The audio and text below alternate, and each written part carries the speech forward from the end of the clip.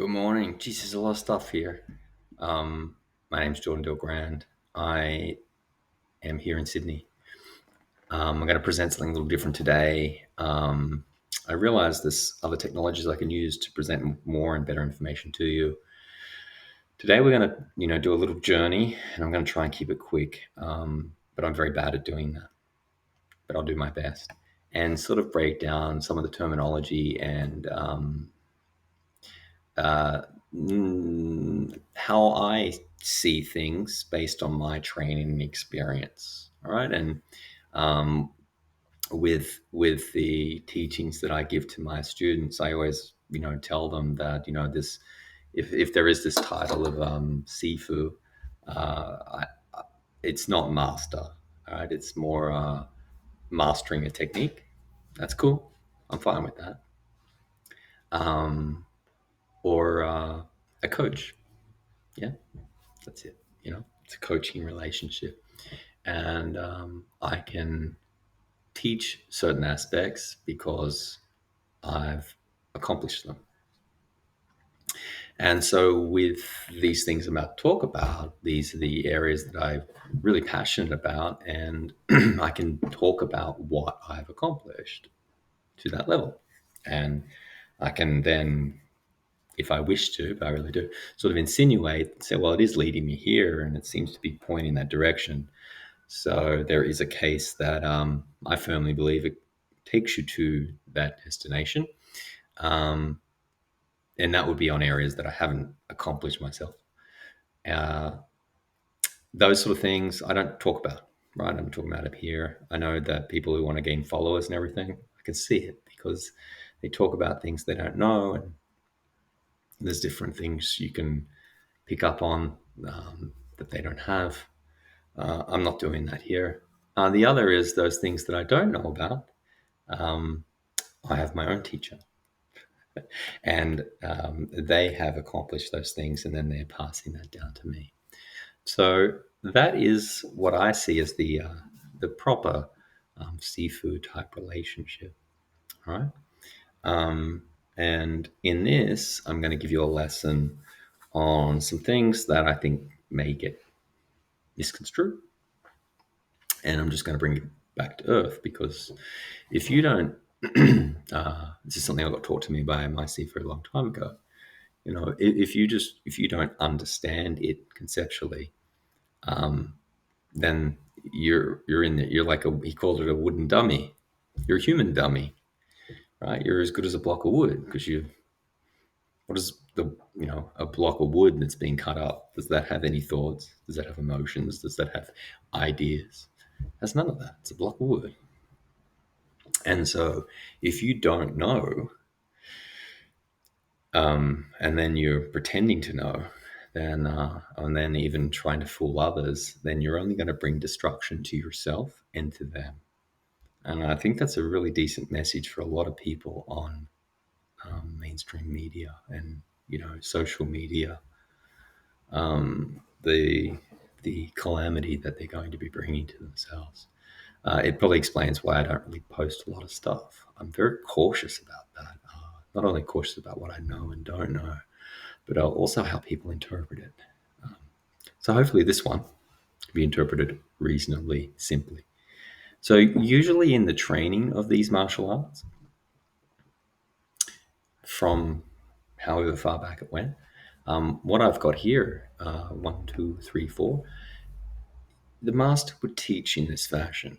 I did note with with with the training that I put up online, and recently I tried something with my students because they kind of gone through this phase about a decade ago with me, and then I disappeared for a little bit, doing my own self study, but I realized different pieces and thought I better come back and teach them that, or if they wish to learn it. And I actually started taking them through this path. I don't know if you can see my mouse when I do that, so I should say they did the hard to the internal, and then I took them through the external to the internal, Nagong, Waigong, Nagong. Right. So we're going to talk about what does that mean. So, firstly, Wing Chun has all these components that you see right there. Okay, And it's really probably a great idea you understand the white bit before you start doodling around with Jing Qi Xin. Because the Jing Qi Xin, its meaning, um, how it's mostly interpreted from the Taoist schools, where it comes from, is down here, this internal Neigong component. Okay. But you can also interpret it in a slightly different way, um, in this component here, in the internal martial art, as you go from hard to soft, internal martial arts. So that's interesting. So I might hopefully talk about that if I have time. Um, the other part is it has a slightly different interpretation when you do traditional Chinese medicine. All right. So, I could even put that here, like text. I could have um, martial arts interpretation. I can have an alchemy interpretation, and I can have a TCM interpretation. So I'm going to let's click that over here and put so that's this is why I'm kind of like using this screen, even though it blocks my head, but you don't need to see me or anything like that. So the hard martial arts is it's really it's easy to understand, but you got to have a tough mind to really achieve it.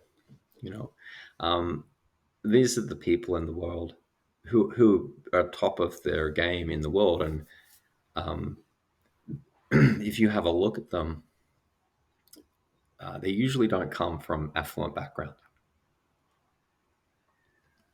Like in Mahayana Buddhism, they have a lotus that grows out. And if you've ever seen those beautiful lotuses if you ever travel around Asia, you'll see they grow out of the mud and the murk and the dirt.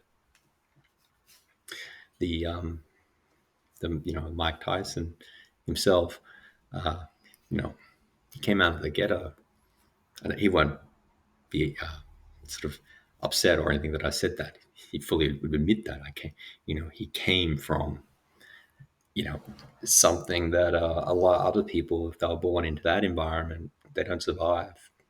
That's the truth, right?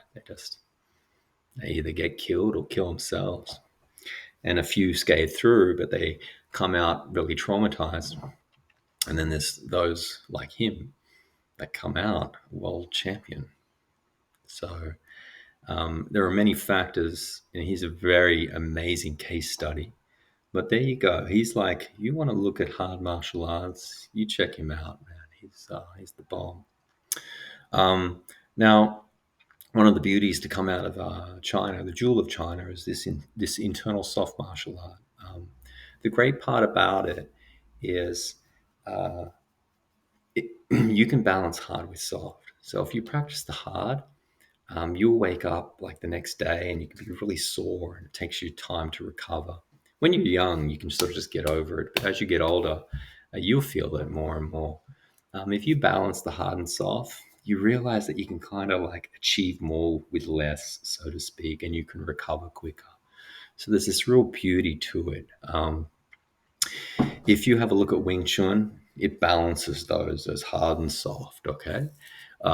If I look at something like Tai Chi, um, it appears, and I don't do Tai Chi, by the way, but it appears to me it's mostly just soft, right? It just wants to master that other component. That may be completely 100% incorrect. Apologies, but I'm just sort of getting people to sort of get their mindset around it. So the other thing with the physical, the hard to the soft, looks the same deal. You see how it repeats? External, yeah, and then this is internal. I can even make it look like we're doing a university degree. This yin and yang that goes through the Tao, right? When we use the hard martial arts, there is a big component about it that you're focusing on the muscle. Okay, you're focusing on the muscle, and when you Again,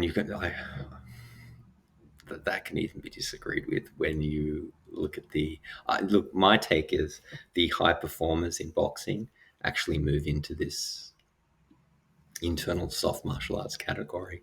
It's just that the people over in Tai Chi land, who what they classify as soft, um, would go, no, no, that's not soft. But on my model that I'm proposing, I'm saying that the high performers in a boxing, the old school, the old man, he enters into this category.